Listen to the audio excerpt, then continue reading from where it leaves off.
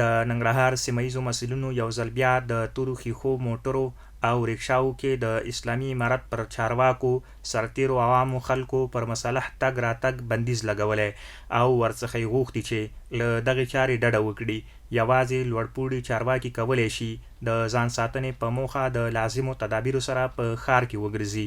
د ننګرهار والي حاجي ملا محمد نعیم اخوند د تیر حکم په تعقیب یو ځل بیا ټولو مسؤلینو او ولسونو ته خبر ورکوي چې له دې وروسته هیڅوک نشي کولی چې د تورو ښیښو موټرونو او رکشاو کې مسلح وګرځي.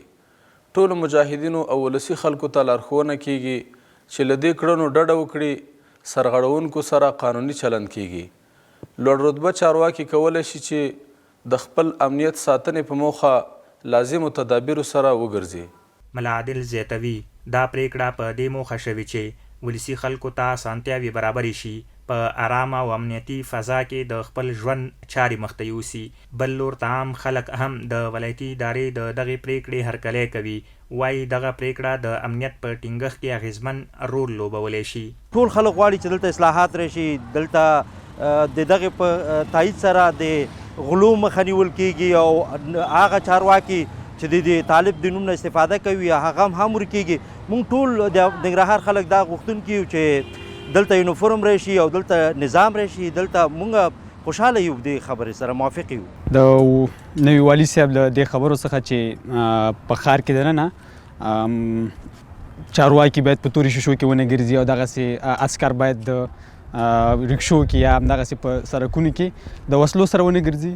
نو ښه اقدام دی، بیخي ښه دی، خو باید عملي شي، ځکه که چېرته عملي شي نو د جرمونو مخه به ورسره ونیول شي.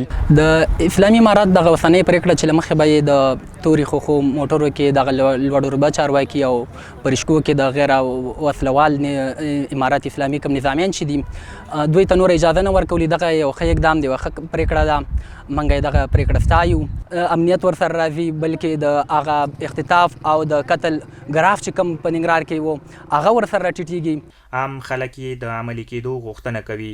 له دې وړاندې د ننګرهار ولایتي ادارې په جلال آباد ښار کې په تورو ښیښو موټرو کې پر تګ راتګ د بندیز ترڅنګ د اسلامي امارت پر ځواکونو له وسلو سره په رکشاو کې پر ګرځېدو بندیز لګېدلی و.